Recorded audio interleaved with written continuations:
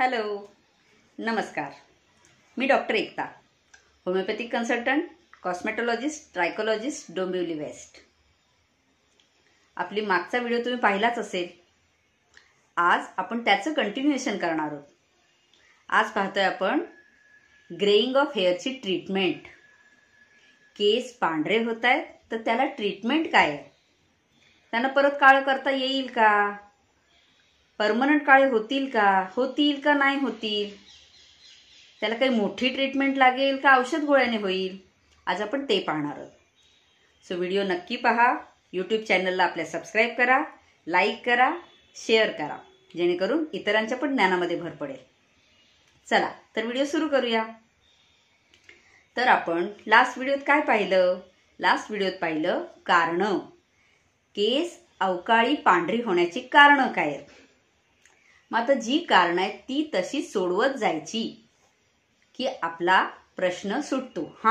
पण एक सगळ्यात मोठी गोष्ट, केस जे पांढरे झाले ते काळे परत कधीही होऊ शकणार नाही. तुम्हाला कोणी सांगेल हे सिरम वापरा, ते सिरम वापरा, ह्या गोळ्या खा, त्या गोळ्या खा, हे इंजेक्शन्स घ्या, केसांच्या ह्या ट्रीटमेंट घ्या, लेझर घ्या, LED लाईट्स घ्या. बरीच जण बऱ्याच ट्रीटमेंट तुम्हाला सांगतील. पण याच्यामध्ये काय आहे? 100% कुठेही रिझल्ट नाही. अजून सुद्धा फक्त रिसर्च चालू आहे की पांढरे झालेले केस परत काळे करता येतील का. अजून 100% काय 80% सुद्धा कुठेही पॉझिटिव्ह रिस्पॉन्स भेटलेला नाही. सो ह्याच्यासाठी एकच उपाय आहे, prevention. Prevention is better than cure. So तुम्हाला जे पांढरे झालेत केस ते तुम्हाला 50 ते 60% किंवा 20 ते 30% रिव्हर्सचे चान्सेस आहेत. ते काही कारणांमध्ये, सगळीकडे नाहीत. पण जे काही काळे आहेत त्यांना तुम्ही वाचवू शकता नक्कीच. काही काळापर्यंत, काही दिवसांपर्यंतचं, काही महिन्यात न्यायचंय, काही महिन्यांचं, काही वर्षांपर्यंत वाचवू शकता. वय झालंय, पांढरे होणारच आहे. फक्त त्यांचं वय व्हायचं प्रमाण आपण बदलू शकतो. जसं आपण स्किनमध्ये पाहिलं, स्किनची पण आपण पुढे सिरीज आणणार आहोत. स्किनच्या आपण सनस्क्रीनच्या व्हिडिओजमध्ये पाहिलं होतं. ज्यांनी पाहिले नसेल डिटेल सिरीज नक्की पहा. सनस्क्रीनच्या आपण व्हिडिओमध्ये सांगितलं होतं की एजिंग वाचवण्यासाठी सनस्क्रीन, मॉइश्चरायझर, स्किन रुटीन्स कसे महत्त्वाचे आहेत. तसंच केसांना पण रुटीनची गरज आहे. त्यामुळे तुम्ही तुमच्या केसांना म्हातारं होण्यापासून थोड्या टायमासाठी वाचवू शकता. म्हातारे तर सर्वच होणार आहेत, म्हातार पण कोणाला चुकलेलं नाहीये. पण ते पुढे ढकलता येईल. आता पुढे कसं ढकलायचं? पुढे ढकलण्यासाठी जे सांगितले प्रश्न तेच उपाय. न्यूट्रिशन डिफिशियन्सी आहे, भरून काढायची आहे. लाईफस्टाईल आहे तुमची गडबडलेली, चेंज करायची आहे. स्ट्रेस लेवल आहे तुमचा, तो कंट्रोलमध्ये आणायचा आहे. त्याच्यामुळे तुमचं वय होणं, केसांचं म्हातारपण ते थोड्या अर्थी पुढे ढकलू शकता. आता सगळ्यात महत्वाचा तो उपाय आहे आपण सांगणार, ती आहे गोष्ट प्रीमॅच्युअर ग्रेइंग ऑफ हेअर्स. केस अवकाळी पांढरे होणं. आता लहान मुलांमध्ये केस पांढरे होत आहेत तर पहिली गोष्ट काही कारणं जाणून घेणं गरजेचं आहे. बरं, हे मी उपाय सांगतेय तेच तुम्ही 100% फॉलो करा असं नाहीये. तुम्ही तुमच्या डॉक्टरांचा सल्ला मात्र घ्यायचा आहे. जसं आतापर्यंत प्रत्येक व्हिडिओत मी सांगत आले, प्रत्येकाचं राहणीमान, लाईफस्टाईल, प्रत्येकाची थिंकिंग वेगळी वेगळी आहे. त्याप्रमाणेच प्रत्येकाचं खाणं पिणं आहे, तुमच्या घरातलं वातावरण आहे, आजूबाजूचं वातावरण आहे, पोल्युशन आहे, किंवा तुम्ही गावाकडे राहत असला तिथे ऑक्सिजन लेवल्स आहेत. या सगळ्याचा परिणाम तुमच्या केसांवर होतो. त्यामुळे प्रत्येकाचं राहणीमान वेगळं आहे, प्रत्येक माणूस वेगळा आहे. सो प्रत्येकाचा उपचार सुद्धा वेगळा आहे. म्हणून मी सांगेन तोच उपचार 100% फॉलो करू नका. तुमच्या फॅमिली फिजिशियनशी कन्सल्ट करा आणि मगच पुढचा उपचार करा. सो पहिले तर सांगितलं काही आजार असतील तर काढून टाकायचे. मग तुमचे छोटे मोठे आजार, म्हणजे फॉर एक्झाम्पल बऱ्याच वेळासाठी कोणाला टायफॉइड राहून गेला असेल, कोणाला ॲनिमिया बऱ्याच वेळासाठी, ॲनिमिया म्हणजे रक्ताची पॉवर कमी होणं, HB कमी होणं, ते बराच वेळ राहिलं असेल, TB होऊन गेले असतील, न्यूमोनियाज होऊन गेले असतील, किंवा सिकल सेल ॲनिमियाज वगैरे आहेत, लंग्सचे पण डिसीज आहेत, किडनीशी रिलेटेड डिसीज आहेत, कुठलेही आजार बऱ्याच काळासाठी शरीरात राहून गेले असतील तर पहिले तर ते कव्हर करायचे. थायरॉइड आहे, PCOD आहेत, ते तुमचे नीट रेग्युलेट झाले की मग पुढे तुमचं ग्रेइंग ऑफ हेअर थोडंफार बदलू शकतं. हां, ही लहान मुलांच्या बाबतीत किंवा टीनेजमध्ये म्हणते मी. तर त्यांचं केसांचं पांढरं होण्याचं प्रमाण आपण कमी करू शकतो. काही कंडिशन्समध्ये, काही केसेसमध्ये रिव्हर्स पण झालेलं आहे, म्हणजे पांढरे झालेले केस काळे झालेले पण आहेत, पण काही ठराविक वेळेपुरते.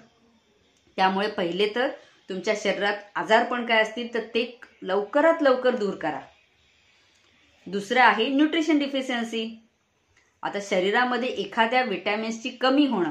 आता फॉर एक्झाम्पल ग्रेइंग ऑफ हेअरसाठी तुम्हाला केस छान काळे राहण्यासाठी कॉपर पाहिजे, झिंक पाहिजे, सेलेनियम पाहिजे, बायोटिन वगैरे सारख्या बऱ्याच केसांच्या गोष्टी रिलेटेड विटॅमिन्स, मिनरल्स लागतात. मग ती तुमच्या शरीरात सगळे जात आहेत का? Copper rich food, selenium rich food, zinc rich food जातंय का? कॅल्शियम जातंय का? विटॅमिन डी जातंय का शरीरामध्ये? ते तुम्ही पहा. रोजचं किती जातंय? तुमच्या जेवणा खाण्यामध्ये त्याचा आहे का इन्व्हॉल्वमेंट? ते पहा. ते तुम्ही भरत गेलात तर मग तुमचं हळूहळू हळूहळू बाकीची केसं तरी वाचतील. आणि ती केसं पांढरी एखाद वेळेस पुन्हा मुळातून जर तुमच्या लकनी झाले तर काळे सुद्धा होऊ शकतील.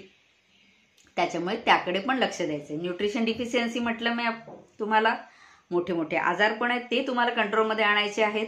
आणि मग आहे लाईफस्टाईल. टीनेज मुलं बऱ्याच वेळा बाहेरचं खाणं पिणं करतात, प्रिझर्वेटिव्हवालं फूड आहे, हेवी शुगरी फूड आहेत, आईस्क्रीम्स आले, चॉकलेट्स आले, खूप शुगरी फूड, शुगरी ज्युसेस आहेत. तर ह्या सगळ्याचा परिणाम, एरिएटेड ड्रिंक्स आले, स्मोकिंग, टीनेजमध्ये स्मोकिंग, ड्रिंकिंग खूप सारं होतंय. ह्याचा परिणाम शरीरावर होतोय. कुठेतरी तुम्ही म्हणाल काय आहे त्याच्यात, सगळीच करतात, त्याचे नाही झाले, माझेच का झाले? अरे तुमचं शरीर वेगळं आहे, तुमच्या शरीरावर लवकर असर केला, तुमची इम्युनिटी वीक असेल, तुमची न्यूट्रिशन डिफिशियन्सी जास्त असेल. तो घरात सकाळपासून रात्रीपर्यंत काय खातो, काय वागतो, कसा राहतो तुम्हाला माहिती आहे का? त्याच्यामुळे दुसऱ्याशी कम्पेअर नका करू. तुम्ही तुमची लाईफस्टाईल बघा. सकाळी उठल्यापासून रात्री झोपेपर्यंत काय पोटात जातंय, काय खाल्लं जातंय, काय ब्रेनमध्ये स्ट्रेस जातोय, त्याकडे पण लक्ष ठेवा. तुमचा जगण्याकडे बघण्याचा दृष्टिकोन काय आहे, हा आहे स्ट्रेस लेवल कंट्रोल करण्यासाठी उपाय. गुड थिंकिंग करायची आहे, बॅड थिंकिंग करायची नाही. गुड हार्मोन्स रिलीज झाले पाहिजेत. आता गुड हार्मोन्स रिलीज होण्यासाठी काय आहे, हार्मोन ट्रीटमेंट घ्यायची नाही.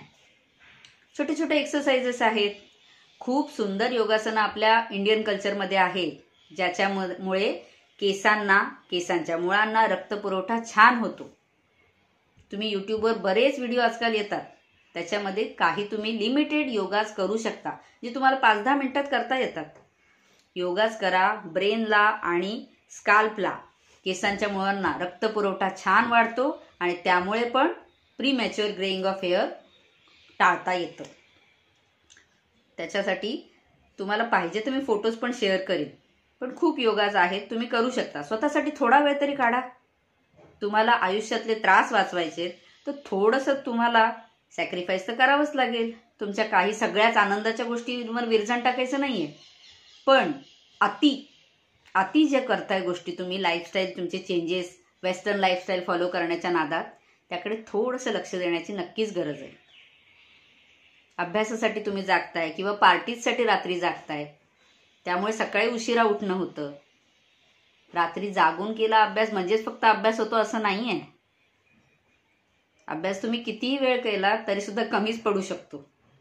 पण तुम्ही अभ्यास किती मनापासून करताय, 4 तास बसताय, 2 तास बसताय, 1 तास बसताय, पण किती मनापासून ते करताय, तुमच्या ब्रेनमध्ये टच किती होतंय, ते महत्वाचं आहे. त्यामुळे 10वी आली, 12वी आली तेव्हा तर खूप स्ट्रेस लेवल असते मुलांमध्ये. तेवढ्या स्ट्रेसमध्ये राहू नका. स्ट्रेस आपल्याला बऱ्याच गोष्टींमध्ये कमी करता येतो. थोडंसं खेळा, थोडंसं फिरा. अजून म्हातारपण आलेलं नाहीये, अजून तुम्ही फिरू शकता, खेळू शकता, वॉकिंगला जा, जिम जॉईन करा वगैरे असं काही सांगत नाहीये. योगाच करायचे नसतील तुम्हाला, तुम्ही डान्स करू शकता तुम्हाला आवडत असेल तर. छोटे छोटे जिम्नॅस्टिकचे किंवा एरोबिक्सचे एक्सरसाइज ज्याला जसं आवडेल तसं, पण मनाला आवडलं पाहिजे. मनाला आवडलं की बघ गुड हार्मोन्स रिलीज होतात.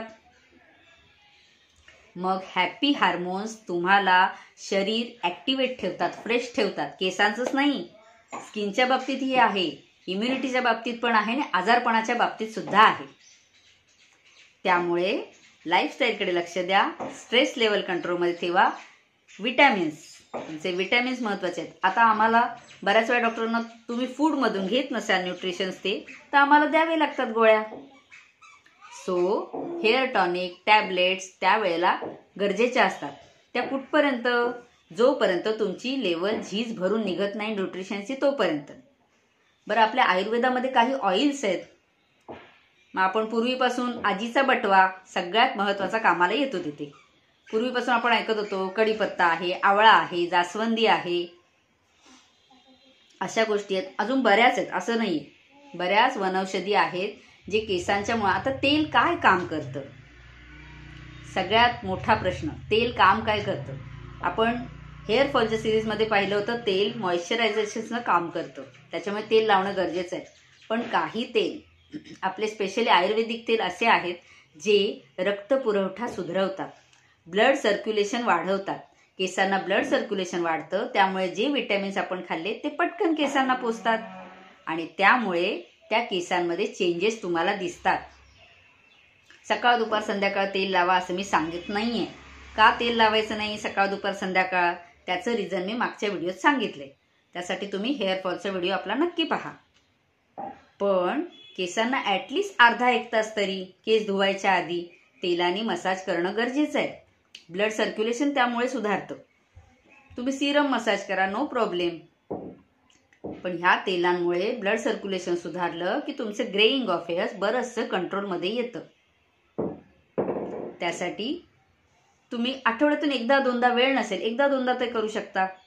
बरं, स्काल्प क्लीन ठेवायचे, वेळेवर शॅम्पू करायचे. ज्यांचे छोटे केस आहेत रोज धुवूच शकतात, त्याच्यामुळे हेअरफॉल होत नाही हे आपण मागेच सांगितलेलं आहे. सो स्वच्छता महत्त्वाची स्काल्पची. तिथे फ्रेश ऑक्सिजन भेटला पाहिजे, न्यूट्रिशन डिफिशियन्सी भरून काढली पाहिजेत. आता खूप सारे दावा करतात की आमच्याकडे मेडिसिन्स आहेत, बाबाचे, बायोटिनचे वगैरे, त्याच्यामुळे ग्रेइंग ऑफ हेअर्स थांबवता येतं, रिव्हर्स करता येतं. थांबवता येतं थोड्या वेळासाठी.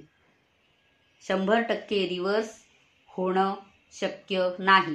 अजून त्याचं गॅरंटीड प्रूफ नाही, अजून रिसर्च चालूच आहे त्याच्यावर. त्यामुळे तुम्ही आहेत ते केस वाचवा, ते महत्त्वाचं आहे.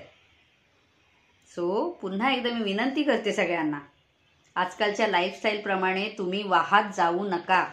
स्वतःकडे थोडं लक्ष द्या. आपल्या पूर्वीच्या काळातल्या लोकांचे केस म्हणा, हेल्थ म्हणा, का छान आहे.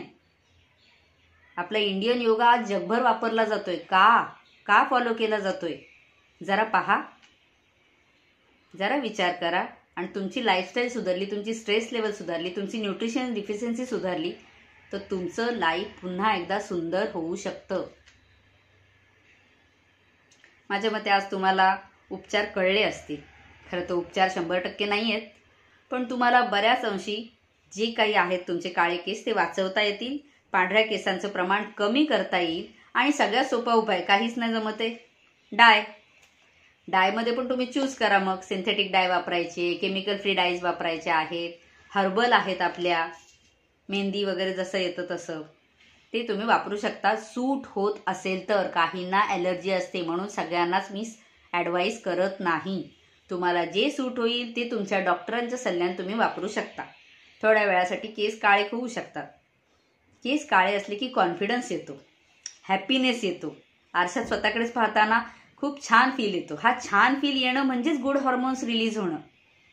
मग त्यासाठी तुम्हाला जे शक्य आहे ते नक्की फॉलो करा. व्हिडिओ आवडला असल्यास लाईक करा, शेअर करा, आपले यूट्यूब चॅनलला सबस्क्राईब पण करा. थँक्यू.